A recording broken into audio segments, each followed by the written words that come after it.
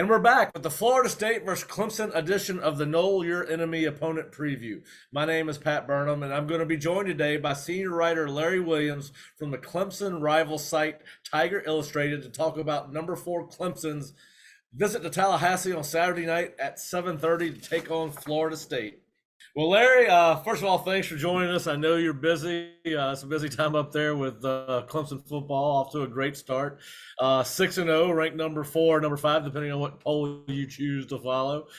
It's been a fantastic start for you guys. Just talk a little bit about what your expectation, was a down year for you guys. You won 10 games last year, and the whole world feels sorry for you. It was by Clemson standards, and I guess it says a lot about the expectations of college football fans, which is a whole nother subject altogether. But 10 wins last year, off to a 6-0 start. Kind of what was your expectations of Clemson coming into the season, and kind of where are they now at the halfway point? What are your kind of thoughts on the team, and we'll kind of go in a position by position breakdown as we move Yeah, forward.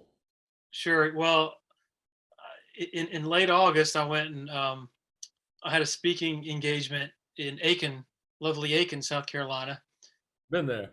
and I remember telling those Clemson fans there, basically not this that this was some great revelation, but basically something everybody had pretty much agreed on for the previous 8 months of the off season, and that was, man, they're gonna have they're gonna have to develop confidence on offense, and it might be the long game here with them developing a cohesive and consistent downfield passing game, and the defense is going to have to carry them. And as the offense develops confidence, well, for much of these 6 games, I've thought, man, those people in Aiken might want their money back that they paid me, because it's kind of been the opposite, which is really what makes college football so much fun, is that it's so unpredictable. But really, for a good portion of this season, even though the defense has really rebounded in recent weeks, it was, wow, DJ looks really good, and the passing offense is really in a gear that we didn't think we would see this early, at least. And it's the defense that is needing confidence. And so, I think 6 games in, they have to be pretty happy with what has unfolded, primarily because DJ, I just didn't get many vibes entering the season from a lot of my contacts that DJ was really lighting it up in the passing game during practices. I really think, out of all the conversations that I had with folks over there going into the season, there was just one guy who was saying, man, this DJ is going to be a different dude this year. And that one guy who's telling me that was Dabo Sweeney, Okay. the head coach. And so I guess you could look at that one of two ways. One, well, Dabo is always an optimist, so of course he thinks the world of his quarterback and thinks best case scenario.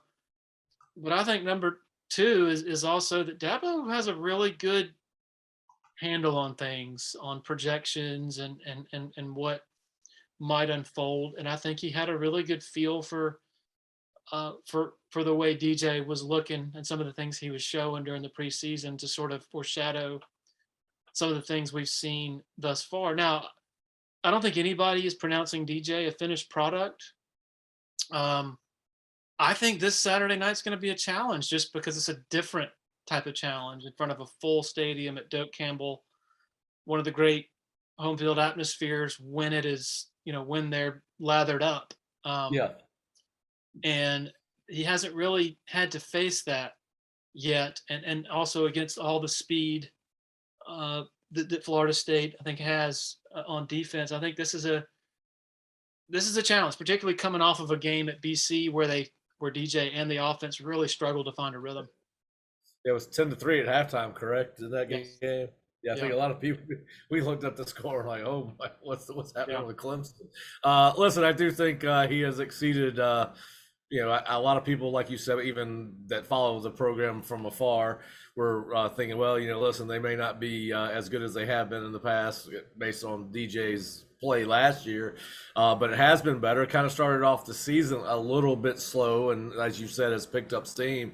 I want to ask you. Well, I want to get into Will Shipley and the offensive line later, but one of the things that stood out to me in looking at what Clemson's done on offense is it looks like he's got more talent around him. More talent has developed, particularly at receiver. I think you guys Clemson has 5 guys with 14 or more catches and 7 in double-digit catches.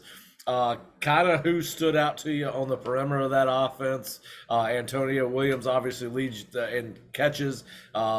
Collins leads in yards, receiving yardage. It looks like he's got some guys to spread their ball around to this year. Yeah, they haven't been great on the outside. I mean, in these parts, the standard for you know, great receivers is pretty freaking high. Yeah. Mike Williams, T. Higgins, Justin Ross before his injuries, Amari Rogers, and on down the line, Hunter Renfro. Old Jeff Scott tearing it up on the recruiting trail. That's right. That's right. So I think that they've been good and dynamic this year relative to last year when they were not good at all. I mean, they had tons and tons of injuries out on the outside, tons and tons of drop balls, just not a lot of experience. I think they really missed Amari Rogers and Cornell Powell from the previous year. Of course, that you missed Trevor Lawrence, Yes. best quarterback in the country, and Travis Etienne. I mean, that sort of went without saying. But also last year, something different from this year is they just had a multitude of different starting lineups up front because of injuries and other forms of attrition and guys just not working out in certain positions. They've had the same starting 5 now that's playing basically every snap in competitive situations. So that's given DJ more time, which has allowed him to be more comfortable going through his progressions. Yep. Antonio Williams has been really a key factor because, I mentioned Amari Rogers, even Hunter Renfro.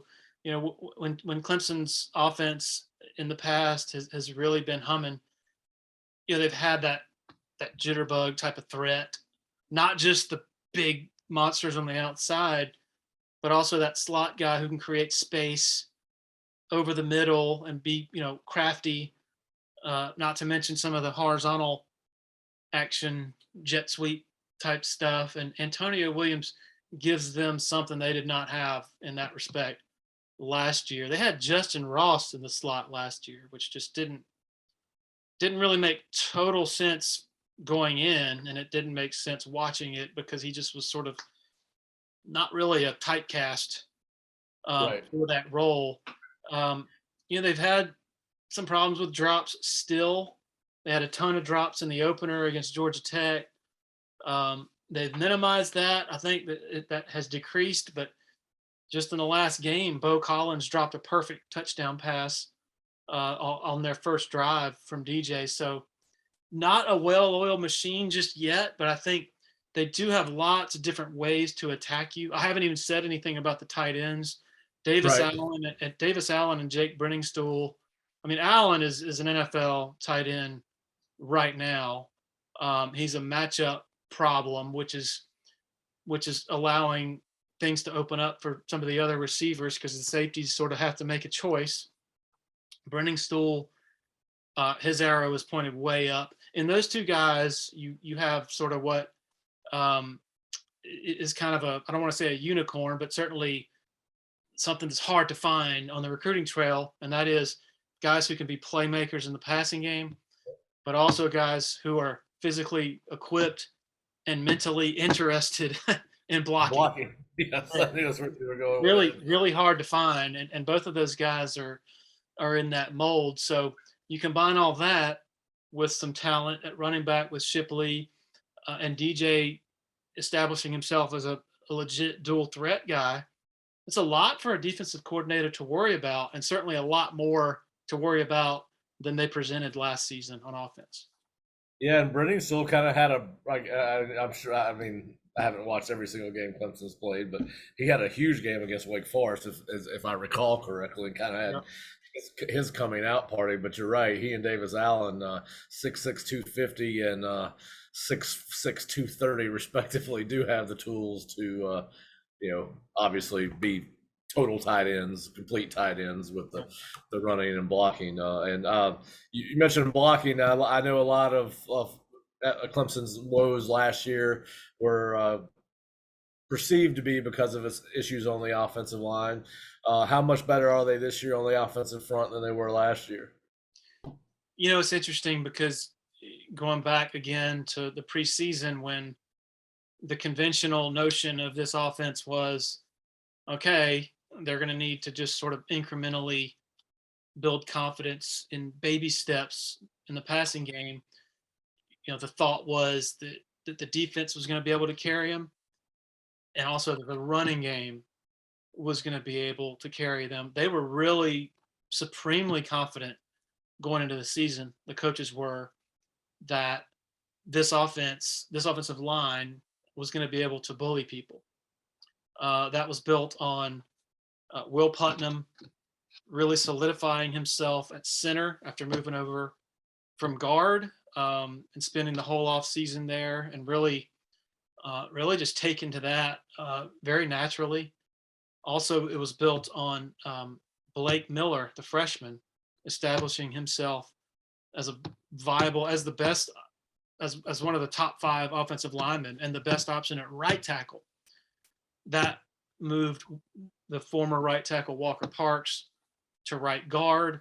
So you combine that with, on the left side, Jordan McFadden, probably one of the best tackles in college football, Marcus Tate at left guard, who took his share of lumps last season as a true freshman, but somebody who I think his upside is through the roof long term. And they really thought they were going to be able to lean on that running game.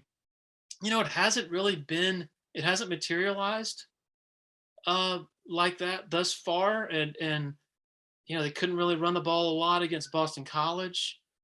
And I actually wrote earlier this week that, hey, 6 games in is probably premature to say, oh, they're never going to be able to run the ball this season like they wanted to. But game 7 in Tallahassee, against a defense that in the last 2 games, from my observations, you can chime in here, they've been a bit soft between the tackles with their run defense. Wake, to me, it wasn't just Sam Hartman and those receivers. They were able to pick and prod with that running game between the tackles to keep Florida State kind of off balance and uncomfortable. Yep. That kind of surprised me. And then NC State last week was able to have some success between the tackles.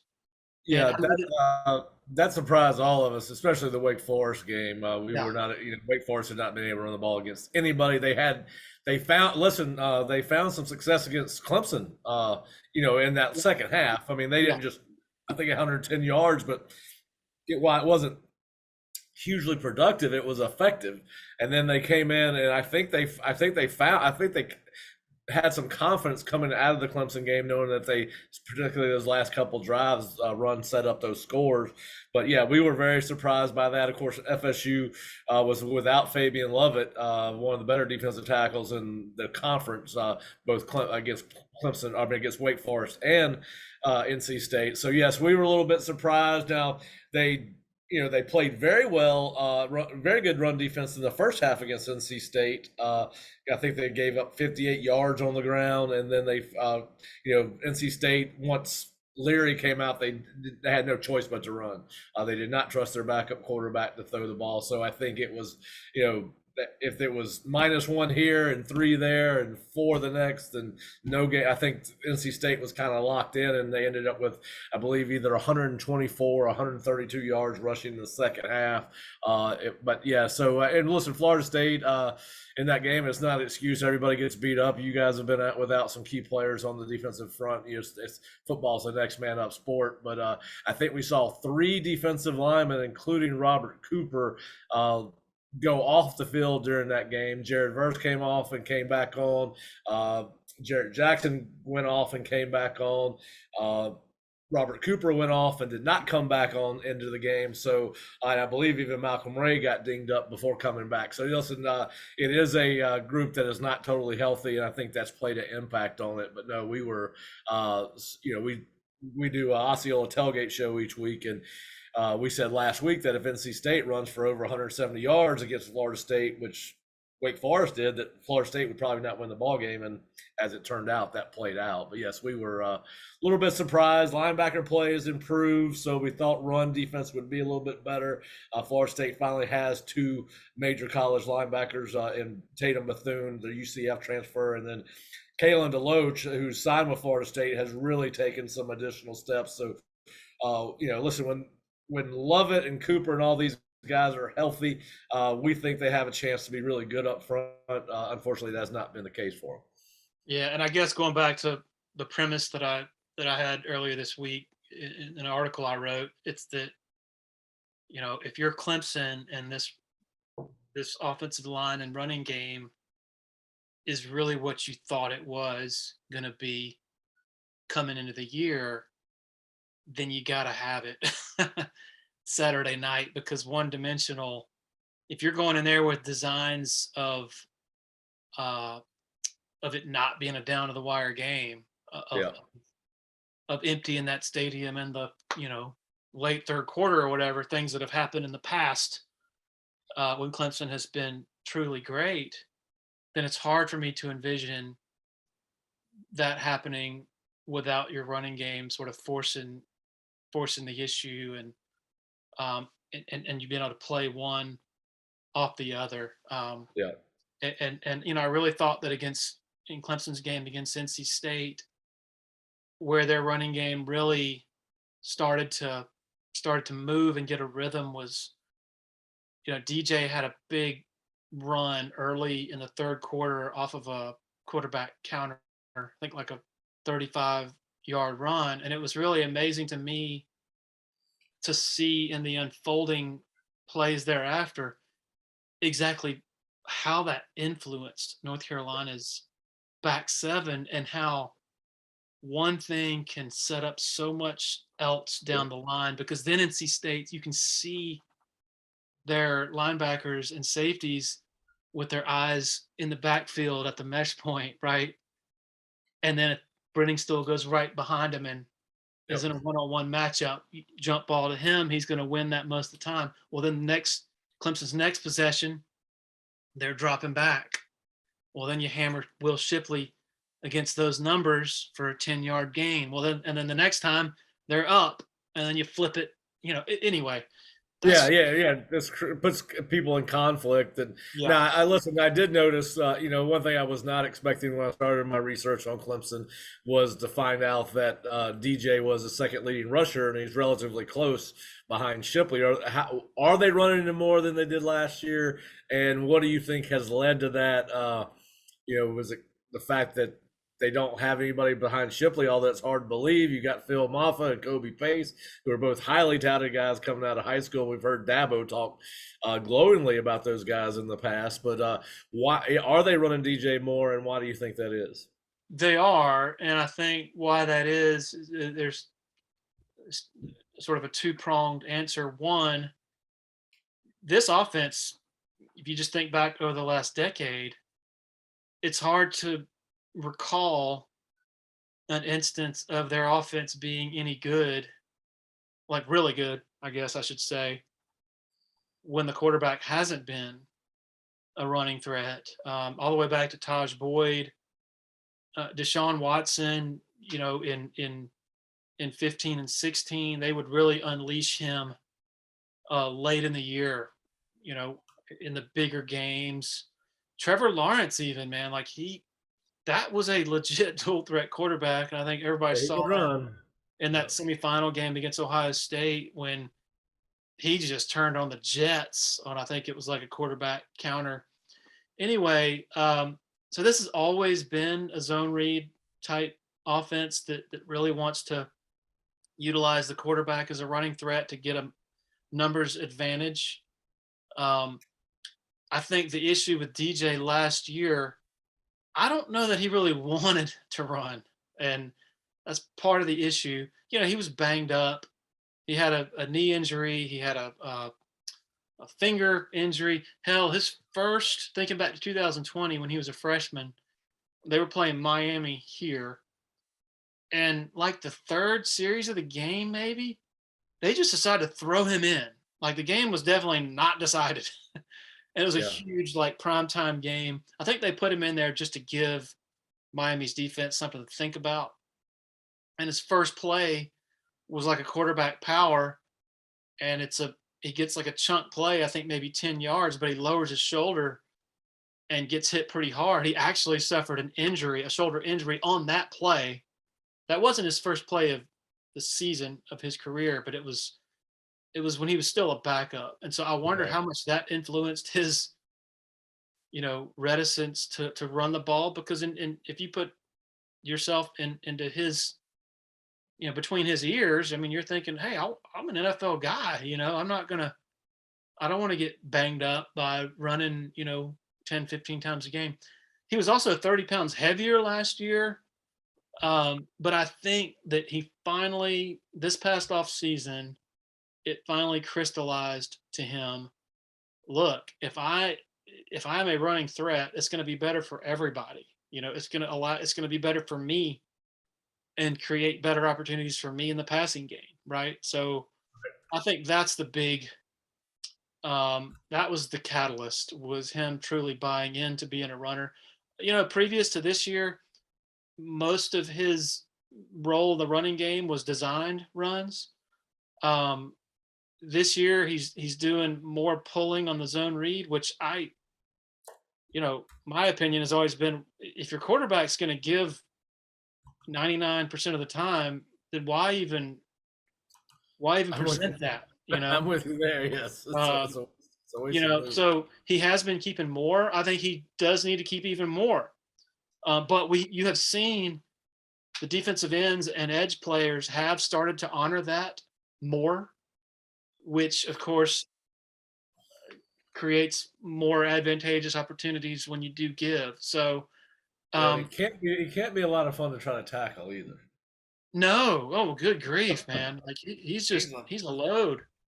Yeah, we were So, talking. Jared Verse mentioned how big he was yesterday after practice. That he goes, basically their quarterback's as big as I am. Not quite, but just yeah, about. That's the best defensive end Florida State has. So yeah, he is he's a load for sure. He's having a great season so far.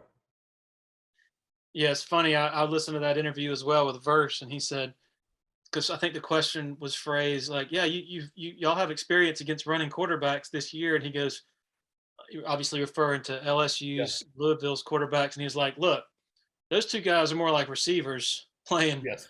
quarterback. This guy's like me Yeah. playing quarterback." So So I think they all know that it's going to be a physical game with him in the run game. And listen, this is probably the longest anyone's ever talked about Clemson without talking about Will Shipley. uh, who does he remind you of? What we were going back through, we were trying to figure this out last year after the game last year. But who does he remind you of? And like I said earlier, he's beat out some really talented players. Of course, he was a highly regarded recruit himself, so there's no surprise there. But what makes him so good in that offense? I mean, the comparison maybe McCaffrey. I don't know that I think he's more of a between the tackles guy and probably not as much of a jitterbug as McCaffrey, of course. I think we're still waiting to see the full Will Shipley. I think this sort of dovetails into what we were talking about earlier with Clemson's running game. Not yet, and we're still waiting to see the true fruition of what they thought they were going to have coming into the season. But man, he is a rock of a presence mentally. Like from the moment he stepped on campus as a freshman, he's instantly one of the leaders on offense. Just a tough as nails competitor, wants to win every dang sprint in practice, and so that just I think that trickles down and around to everybody else, and they feed off of that. And um, he was one of the key figures in that NC State game, just a relentless runner. There was a pivotal point in that game late in the first half. Clemson's offense had been sputtering around against a really good defense, of course, with NC State. It wasn't exactly a surprise, but they were down. It looked like they were going to be down going into the half. Well, Clemson gets the ball and goes through its 2 minute, and Shipley has a big run off the left side, gets hit out of bounds. They don't throw a flag, and so he's pissed off. The very next play, uh, BJ drops back and is going through his progressions. Nothing's open down the field. Shipley sort of leaks out behind the zone corner on the left side, and man, DJ makes a perfect NFL throw right over the shoulder, and then Shipley makes one of the best catches for a running back you'll ever see while still keeping his feet. And that play just energized the whole stadium. Basically, they scored a touchdown immediately thereafter, and everything just felt different going to the locker room. And the reason I say that is just that's a good example of Shipley. He's only a sophomore, but he's just he has a presence that is beyond his years, and that has been the case since he got here. I think it's probably been frustrating for him because he hasn't really busted out just yet. Hasn't had a ton of touches, hasn't had a ton of snaps the last couple of games. So I'm really interested to see how his role sort of expands in this game. I think Brandon Streeter has done a really good job of layering on the offense methodically. As the offense gets confidence doing one thing, then he'll add another. There was a lot of sort of grumbling from the fans over the first few games because the offense wasn't just totally lighting it up. And I'm just like, I think I see the progression here, like, and the logic being, hey, for an offense this sort of in this baby step stage, you need to be patient with what you're doing and layer things on incrementally. And so I'm interested to see not necessarily what's new per se schematically, but the things they might the wrinkles they might have to get Keep Shipley on that. involved. Yeah. Well, you mentioned earlier that this was not the typical Clemson offense, and the stats would indicate that no higher than 53rd in any of the keys to total offense, rushing offense, passing offense. And the old theory is that the closer you get to the goal line, the harder it is to move the ball. Red zone offense, though, Clemson number one in the country. Been in the red zone 32 times, 24 touchdowns. What is making them so effective in the red zone, Larry? I think is a couple things. Obviously, when you have a legit dual threat quarterback, that comes in most handy when you're closer to the goal line. I think when they've thrown the ball, DJ has had lots of time to go through his progressions and find the right guy. I talked earlier about the matchup advantages they have with Stool and Davis Allen sort of being able to just go up and get it. I think one snapshot that comes to mind from last week at Boston College, I think they had like 3rd and 9. I forgot where they were, but they were certainly in the red zone, but it was 3rd down. It's a pass. Davis Allen is lined up on the left side, and you could see the safety. You could sort of read the safety's mind, like the ball's going there, because Davis Allen is the matchup problem here. He's in man coverage. Also, post snap, DJ looks over to Davis Allen to further influence the safety, and that leaves Bo Collins wide open on the right side, and DJ correctly finds him and hits him for the touchdown. So I think I think there are a number of different elements that have gone into it, and red zone scoring to me, and I don't know, you can tell me if you agree or disagree. I don't pay any attention to the scoring. I look at touchdown percentage because you can be the best team in the country in scoring, but if half of them are field goals, then Yeah. that's not good. So No, I agree with you. I think it's about finishing the drives and yeah, but 75% of Clemson's drives right, in the red zone have resulted in touchdowns. So yes, I totally agree with you and, that and, and I think that's like top 25 to maybe 23rd nationally, which is way up. that would be third nationally. Yep, third nationally. Third? 24 touchdowns. Yep. The only two teams that have more touchdowns in the red zone are Ohio State and Oregon. Yeah. For some reason, I guess I'm remembering from a few weeks ago, but for some reason I thought it was more in the 20 range. Let me just. Sorry, I trust you, but Yeah. They're second overall in scores with 32. Now attempts they may be no, yeah, I they're got what I have is 19th nationally at 75% in touchdown percentage. This is off CFBstats.com. They have 24 touchdowns in 32 attempts, so and eight field goals. So anyway, but yeah, you're right. You're right about that. I was just going purely off the just entire. touchdown. Yeah, I see. yeah, Yeah. Gotcha. yeah. So yeah, but they've been very good on in the red zone, and of course that creates issues for everybody, whoever they play. All right, want to move over to the defense. Now, this was supposed to be the strength of the Clemson team coming into the year, and it's not been a bad year by any stretch. They are 24th in total defense, second in rushing defense, and surprisingly though 95th in pass defense. So obviously loaded up front. Really an embarrassment of riches on the defensive front. I mean, you there's a co-starter at every defensive line position, but KJ Henry and Xavier Thomas splitting time at one defensive end. Of course, you got Brian Breezy, who's an all-world defensive tackle, and then Tyler Davis right next to him, and then Miles Murphy on the other side. Just kind of talk to us about your thoughts on that tough Clemson defense and what kind of challenges they will pose for Jordan Travis and Florida State. Yeah, it's an embarrassment of riches for sure, but a lot of those riches have been on the shelf, which has been frustrating, I think, for them.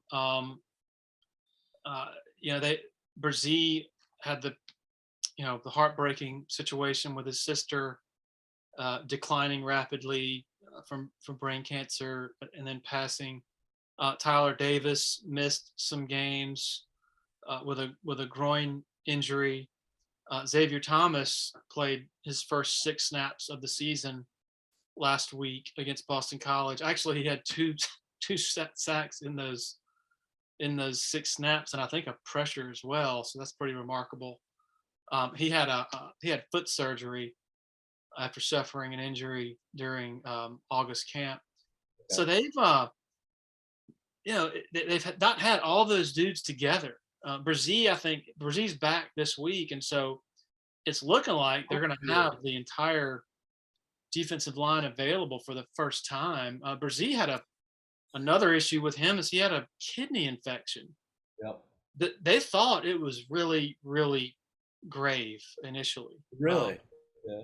Yes, he was rushed to the hospital. I think he was, not to get too personal, but I think somebody told me he was peeing blood. And anyway, a few days later, after lots of testing and observation, they had great news on that front that it was not as serious as they feared. But I'm trying to think back to when he he has not gone through a normal week in a long time, and so I would think it would take him a while to get back to being fully conditioned and all that. The other part of it is, I think, really special football player. There's no doubt about that. yeah, and I think a lot of this is related to other areas of the field. They've had attrition strike at cornerback.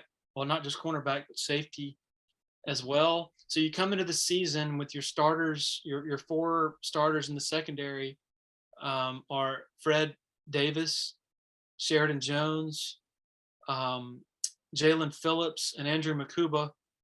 Makuba missed a few games after dislocating his elbow, came back a couple weeks ago. Sheridan Jones has missed 3 games with a series of shoulder stingers. And Malcolm Green, another experienced defensive back, has missed a few games as well. Tyler Venables, safety, missed last week's game after suffering an injury on a moped in a moped accident. RJ Mickens got hurt against NC State, did not play last week. So that's a laundry list of attrition. And this is after you lose Andrew Booth and Mario Goodrich as the starting corners from last year's team. So Toriano Pride, true freshman who would not be playing a lot right now under normal circumstances, is basically a starter.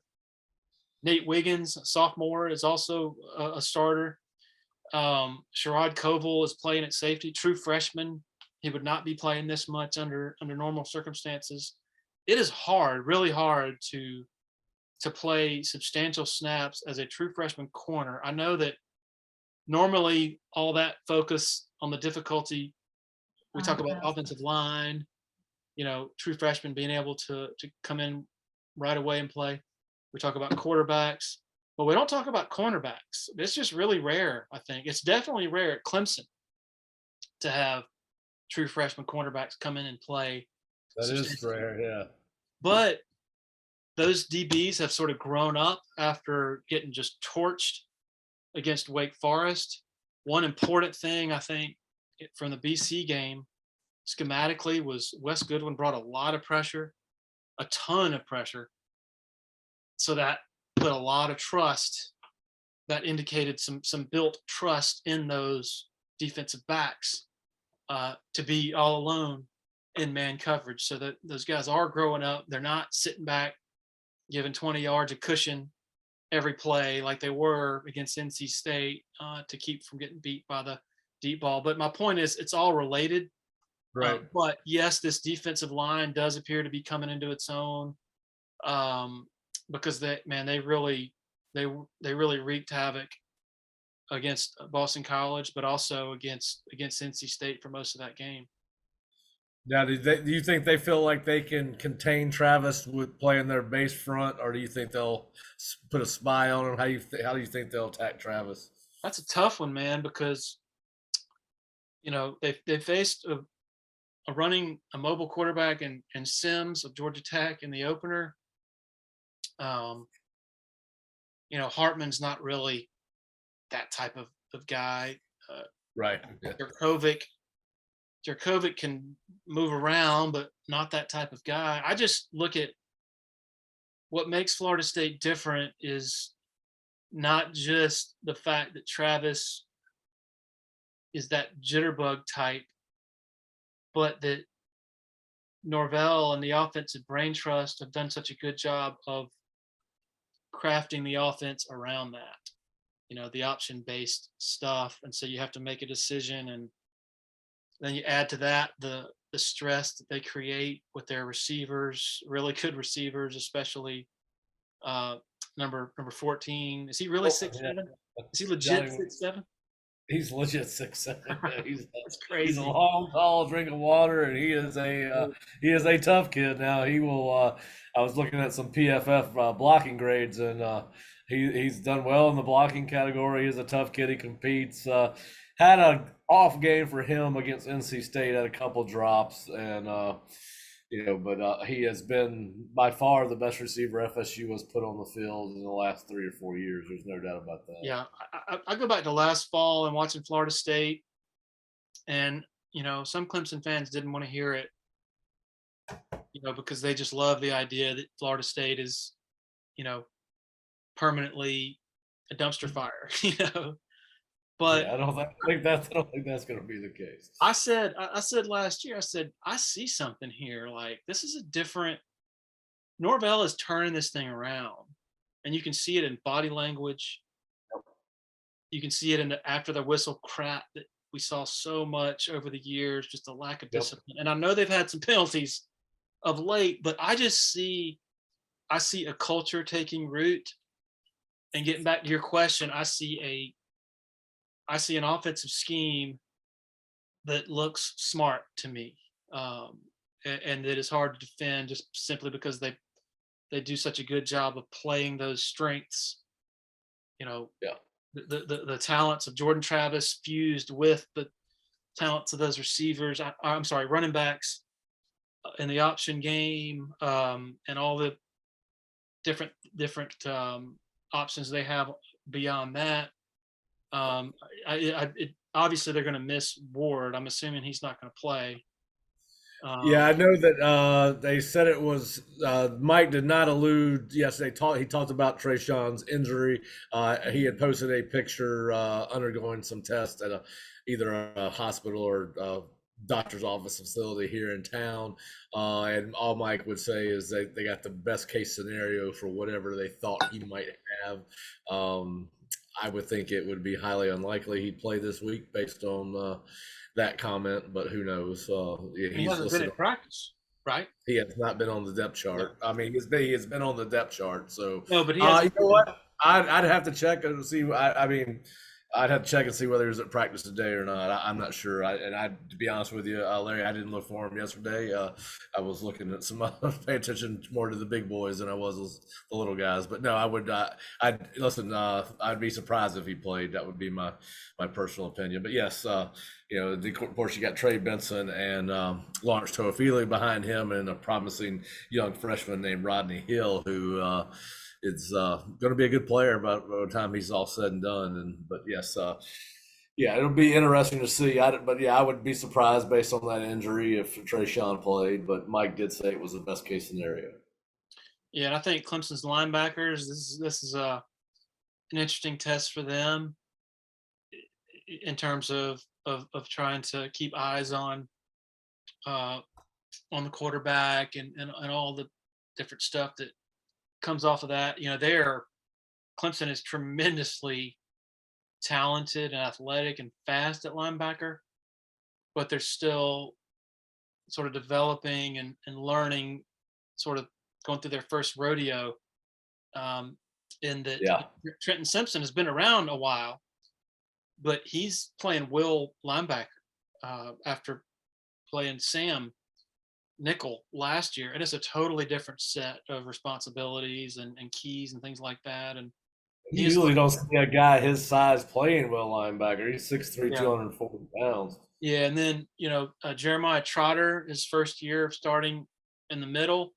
Barrett Carter, super talented guy on the playing Sam, who, man, I think he's going to be a star. I think all three of these guys are going to be stars. But the point is, right now they're still, 6 games in. They've taken some lumps in their own right. They've shown a lot of progress, but I think this will be a really good sort of measuring stick, sort of to evaluate. Okay, how far are they? How far have they come? How far do they need to go? Yeah, well, they've been really productive. I mean, Trenton Simpson leads the team with 28 tackles, which you want in a 4-3 defense. You want your will linebacker to be the leader in tackles, and then of course you mentioned Carter. He's second on the team in tackles with 26. So they are getting production out of those young guys. There's no doubt about that. I did want to ask you about this. You lost Brent Venables. He went to Oklahoma as the head coach, and he might wish he was back in Clemson right now, based on what they got going on in Norman. But what have you seen?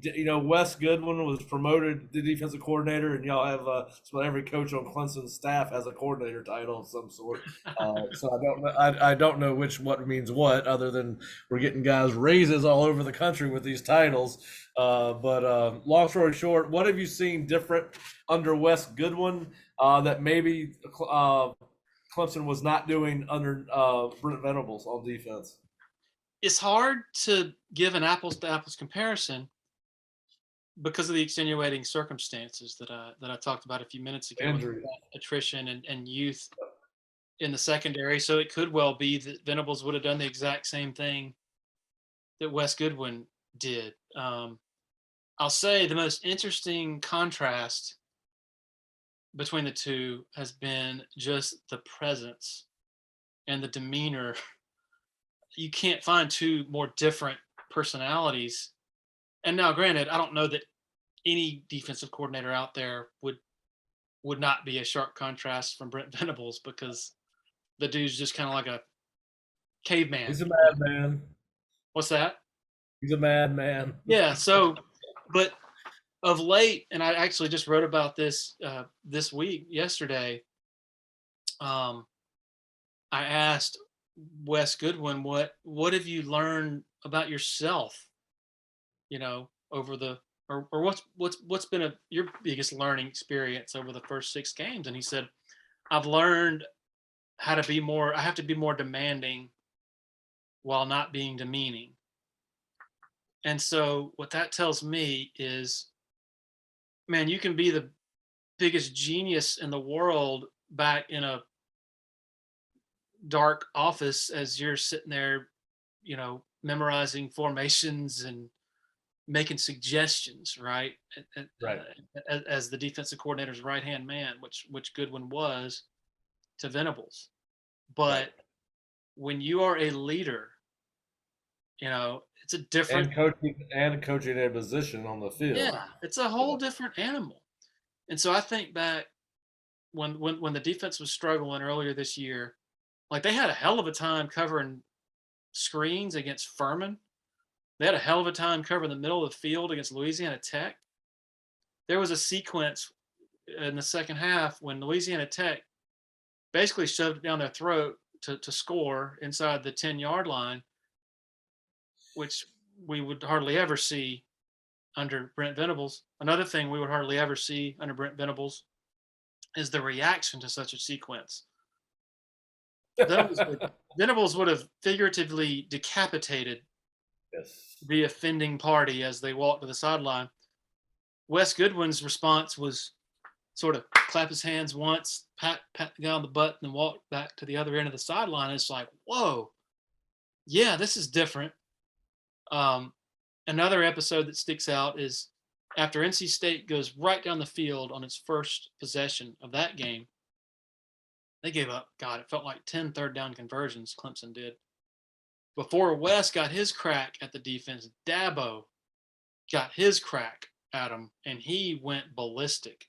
Yeah. Just tore them to shreds. Even Dabo said, when I asked him, I said, can you reveal, the family-friendly version of what you said? And he said, what do they call that? NSF.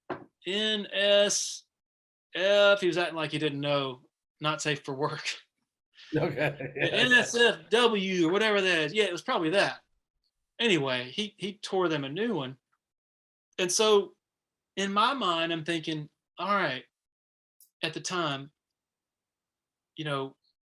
as a defensive player, is your attention to detail better when you're afraid of getting your head lopped off, versus coming back to the sideline and being patted on the butt and we'll get him next time. Anyway, that's what fascinated me about Wes's answer this week when he said he's learned to be more demanding, while also not being demeaning. He did not say that Brent Venables was demeaning. Well, I think we can draw our own conclusions. Well, then demeaning, demonstrative, all those type of things that you said. I'll add one other anecdote. Ben Boulware, the former linebacker under Brent Venables, who was a part of the 2016 national championship team. I keep in touch with him, and he has said the thing that struck the only thing on the planet that has ever struck fear in Ben Boulware was looking over to the sidelines and seeing the white foam in Brent Venables at the corner of his mouth, because he knew there was hell to pay. But anyway, I don't know what. Go ahead. I was just going to say, I don't know which strength coach had a responsibility for Venables on Saturdays. Yeah. But as the get back coach, because I always thought it was silly that I still think it's silly that grown ass men need another grown ass man to hold them back. We hear coaches talk composure all the time, but that guy now has the easiest job on Clemson's sideline because I see none of that from Goodwin. Yeah, and Dabo said yesterday, I asked him about this, about Wes sort of growing into those sort of responsibilities of what you have to be as a leader. And Dabo said, yeah, it's a process. He said, what Wes is learning is that sometimes you can't worry about if a player's mad at you, you know, That's right. be Mr. Nice Guy to everybody. If somebody's not cutting it, you got to get their ass, get their ass off the field and maybe give them Oh, the butt chewing too. what's you saying? If somebody's not mad at you, at some point during the day, you're not doing your job right, type Yeah. of thing. Yeah. Yeah. So yeah, listen. I wondered how that whole thing was going to go, and I'm glad you talked about that because I'm sure it was a transition. He'd been off the field for a long time, and there's a different relationship and being an analyst and then being an on the field position coach. So I thought it was a fascinating hire. I was not sure how it was going to go. I talked to some people in the industry who know Wes, and they were like, "Listen, this is going to be a good move for Yeah. Clemson. He's not. It's not. He's not. You're not pulling your typical." He's not. He's been with it in the system. He knows that defense in and out. So they thought it would end up at the end of the day being a good fit. And of course, he knows Dabo. Of course, I know it'll be interesting. Listen, it's going to be a big matchup for Florida State against that really good defense. I can't wait to see what Florida State does to try to attack that defense. Listen, Florida State's been really good in big plays, one of the best big play offenses in the country, and they'll need some of those against Clemson on Saturday night. So I can't wait to see how Florida State attacks Clemson in the pass game. But I do want to ask you this question: Is BT Potter ever going to graduate from Clemson? He has been there since Florida State ran the punt Ruski in 1990, whatever. I don't think that kid. And how good is Clemson on special teams? And I know BT's really good. I mean, he's hardly missed a kick this year. I think he's like 11 of 13. I guess more. I guess more of my question is how aggressive is Clemson in special teams in the return game, both kickoff return? Are they a team that will take the ball in the 25, or is Dabo more aggressive in trying to break out some big plays and kickoff returns? Not that aggressive, more, I guess, maybe creative in responding to some of the pooch kicks and things. Teams have really sort of been fearful of Shipley in the return game. Been a lot of pooching and not taking anything away from Shipley, but he's not Sammy Watkins just yet. Right. But to your question, against Wake, Clemson had a really important and crafty counter to some of the pooch kicks. They had been pooch kicking it to one of the basically a holder who's a walk on the kickoff return team, and so Dabo takes him off and slides in Antonio Williams to that spot on the field. So they pooch it right to him. This is like late in the game, and he returns it, I think, into Wake territory. They get a field goal out of that possession, I believe, to tie the game and send it into overtime. So anyway, not all that aggressive. And regarding Potter, I think he came back for this year when I think some people thought he might take off. That's obviously they knew right then it was a huge addition when it happened. But as I look over across college football, man, the impact of a dependable field goal kicker or the impact of a lack of one. Florida, Right. I mean, Norvell started going for two early in that game. And obviously I'm not saying it wasn't a smart play, because I think it is a smart play, actually, if you don't trust your kicker, because you're eventually going to get, you're going to get the two. And they did, I think, Yeah. make it 28-21, I believe, in that game. I want to All say. about going back to Wake Forest. Wake, yeah. Yeah. But anyway, that impacted the NC State game. You look at Alabama; they missed a couple of field goals against A&M. That totally changed that game, and so Yeah, they missed two. Yeah, in fact, going back to the NC State game, Florida State chose to go for it on 4th and 3 in the second quarter. It would have been less than a 40-yard field goal, which is average. I mean, that should be a makeable field goal a high percentage of the time in college football, and they chose to go for it. Didn't make it. Obviously, fast forward about 45 game minutes later, and Florida State loses by 2 points. So yes, it is certainly impacted Florida State. Well, and then before the final interception in that game, did I read that the NC State DB who got the pick said, "Oh, we knew they didn't want to kick a field goal, so we knew they were going to try to throw it up into the end zone," or something like that. Like, Yeah, listen, I don't. Yeah, I'm sure I didn't hear that comment, but it was 2nd and 8. You're on about the 22-yard line. I'm still surprised that at that particular play call. I would have thought they would have probably run it a couple more times. If you get 4 yards each pop, you get looking at 4th and 2 with a 30-yard field goal straight down the middle. The kid had made a 47-yard field goal in the second quarter, first half.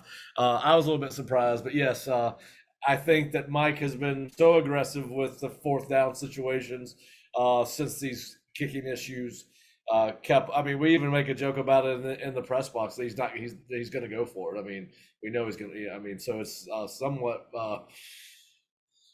not surprising, but surprising. Again, if you make that field goal at the front end of that game, or in the second quarter, or attempt one in the fourth, it seemed like it would be a higher percentage play than what they ended up doing with that pass.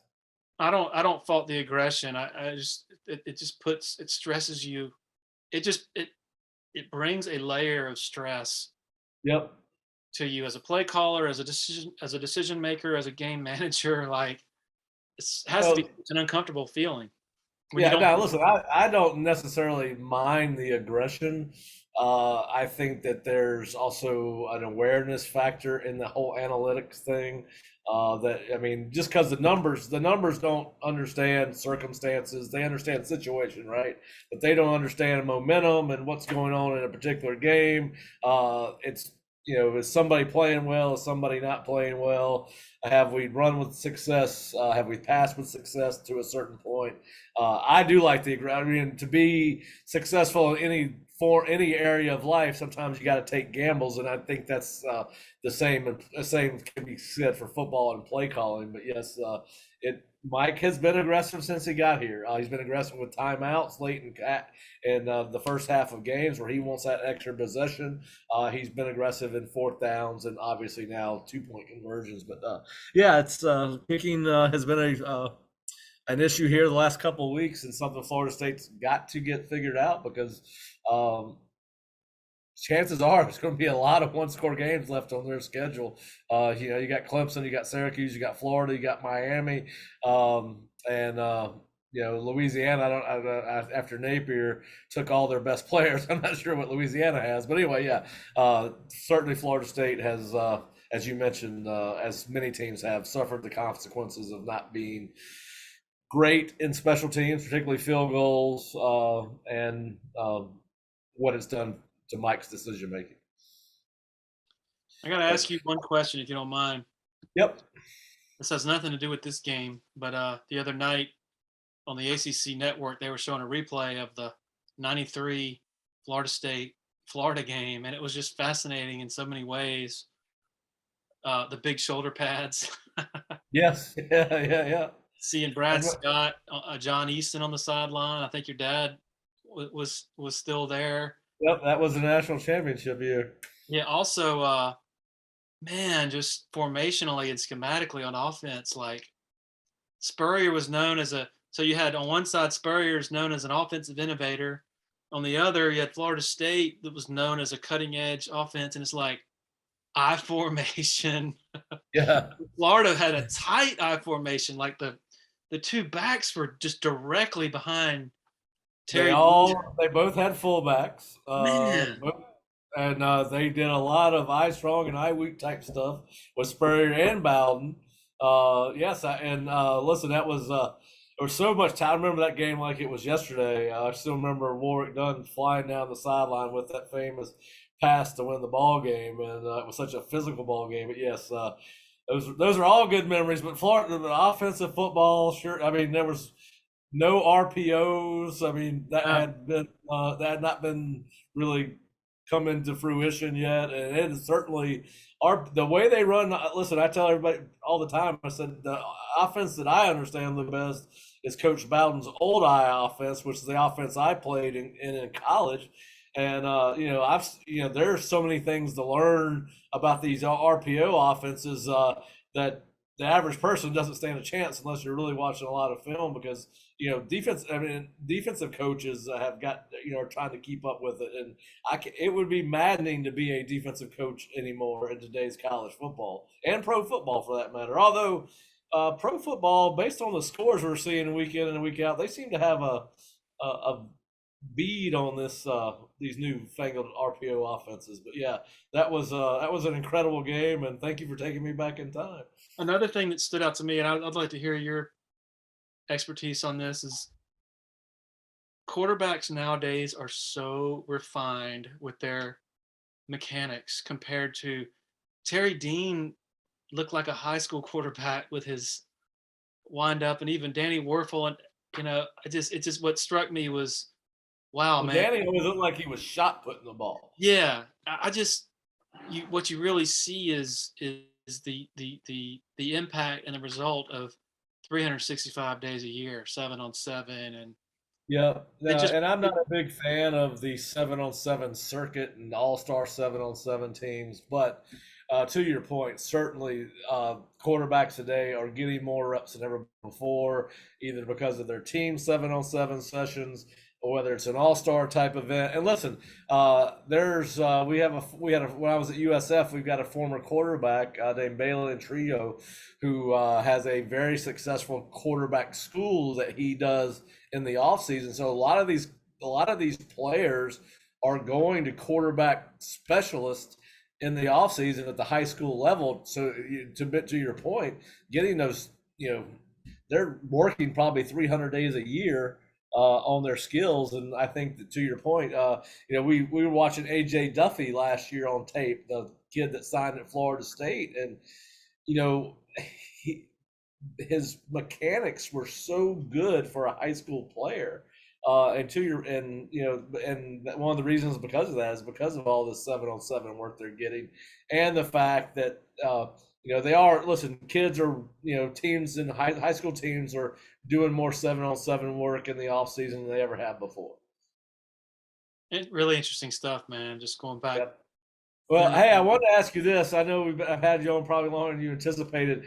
Kind of what is the perception? And I would love to break it down into all three categories, but how do you think Florida State is now perceived by Clemson's fan base, given what you've seen, 4-2 record? The culture is different here. You've mentioned that. We noticed that in the preseason. One of the first things we said was the energy was different, the confidence was different, the way the kids carried them. As when it's just like any individual relationship. You can sense things from time to time, right? I mean, if you're around people enough, around situations enough, you get a sense of things. And our sense of things with this Florida State team was going to be different. It has been different. They are very resilient. They show great resolve and fight, which is something we did not see even 3 years ago from this football team. But how do you think Florida State is perceived by others around the ACC right now? well, it's hard to arrive at a consensus, because you have so many different opinions, and um, the two sort of trains of thought that sort of stick out to me after you ask that are, you have your Clemson fan who, like I said, a segment of Clemson fans who would love nothing more than to see Florida State be a dumpster fire for another decade. There's also some people who can't forget what happened 2 years ago with, between Norvell and Dabo accusing them of ducking the game and all that. I Yeah, just, the COVID thing. yeah, personally, I'm spending zero time thinking about that. I would rather just move on from that whole year altogether, just and really just soak in college football at its fullest, which we're Yeah, experiencing. that was not really it was Yeah, an odd year. Nothing yeah. really, whatever. But I do think there's a segment of fans who are paying attention and who do notice that, okay, this is not the ragtag, undisciplined group that Jimbo Fisher, basically the carcass that Jimbo Fisher left behind, and that Willie Taggart was kind of incapable of of molding. I think you're not paying much attention if you don't notice a difference there. I also think there's a segment of fans who, they would like for the ACC to be more respected, because that kind of helps Clemson. It strengthens your Well, good victory. Florida State certainly helps the ACC. Yeah. So I think I don't think there's a right position on that. Like if a Clemson fan says screw Florida State, screw the rest of the ACC, I hope they lose every game. That's not wrong. That's just an opinion. Right. If another Clemson fan wants to say, you know what, I hope we beat them every year, but I would rather they win 10 games than lose 10 games, then Yep. that's a good position too, I think. Well, I'm looking forward to the day when we all look forward to this game before the season even starts, right? That used to be the case. It was going to be the game of the Yeah. year in the ACC. And listen, I do think Mike's got the program trending in the right direction. They've got the second half of the season to prove that out. And it certainly seems that Clemson has moved on from its rebuilding year a year ago, which is still comical to me that it's a 10-win season rebuilding year. I'll just the expectations we have in college football from fan bases is unrealistic, but I guess it's why we get to do what we do, right? So No doubt. we get to tell them all the stuff they think they want to know and need to know. Listen, I'm not going to ask you for a score, but do you think Florida State has a shot at the upset on Saturday night? Yeah, I think this is I think this year more than ever, this late into the season, I can't recall us still not knowing a ton about so many teams. We're still Right. learning a lot.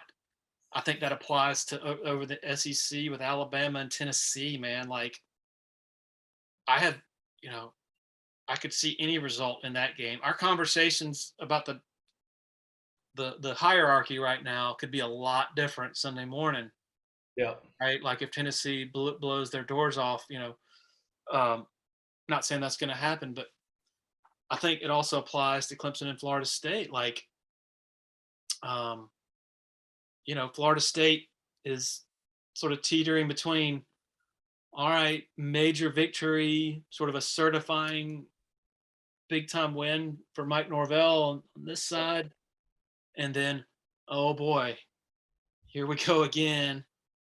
How are we going to get to 8 wins on this side? Yeah. And I think that even applies to Clemson. I mean, they're 6-0, been a successful season so far, but it hasn't been like, all right, this team's going to just be on a tear on the way back to the national championship. But then again, I don't think even in Clemson's national championship seasons in 16 and 18, at this very point, I don't think many people were looking at them. I certainly wasn't saying, yep, this team's going to win it all. I mean, they had issues, whether it was boredom because they were just better than everybody else, or change at quarterback, between Kelly Bryant and Trevor Lawrence. So, no, I think I was a little surprised at the line. Was it 4 points? 4 or 5. I can't remember Yeah. what it opened. I think it opened at 5. But the more I think about it, the more it kind of makes sense. And that Clemson's running game is still, trying to find itself. DJ has not been in that type of situation this year. So I don't dismiss anything. I haven't really made a pick. So Yeah, I haven't either. That's why I didn't want to pinpoint you on it because I haven't. Yeah. I'm still doing my research before I'll make a pick. But yeah, listen. I think picks I just personally, I don't. I think a lot that's overrated, and I just don't spend. Yeah, we do it for the hell of it, just water cooler talk, right? Just like we're talking with our buddies. Well, listen, I do want to ask you one other question. I'm gonna let you go. We're starting to see a lot of in-season firings, more so than I can ever remember. We've seen at least one a week for about the last 3 or 4 weeks. I don't think there was a head coach fired after Saturday, but I do know there was a coordinator at Indiana was let go, the offensive coordinator. What are your thoughts on this? it's I guess it's where we've gotten with early national signing days a part of this, NIL is a part of this, and it's almost kind of monkey see, monkey do. If we think we might be in the need for a new head coach, maybe we need to make sure that we start this process as early as possible. But you've covered college football a long time. What are your thoughts on these midseason firings? I am not an avid proponent of paying players, but this the proponents of they can't afford to pay players like that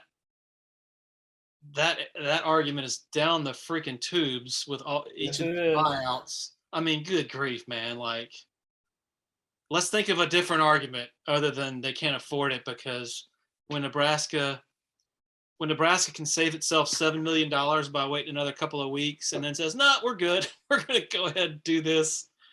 And Wisconsin and well, the Wisconsin one's fascinating to me. The guy won almost 75% of his games there.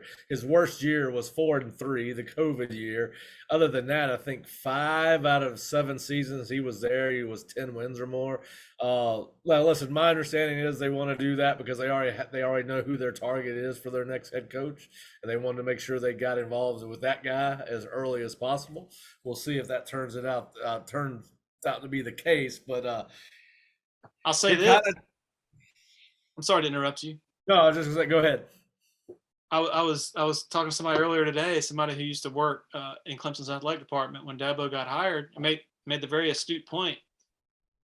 If today's climate were around early in Dabo's tenure, he probably would have gotten fired after year 2 when they went 6-7. Yep. So. Yeah, it's nuts. You don't get. I knew.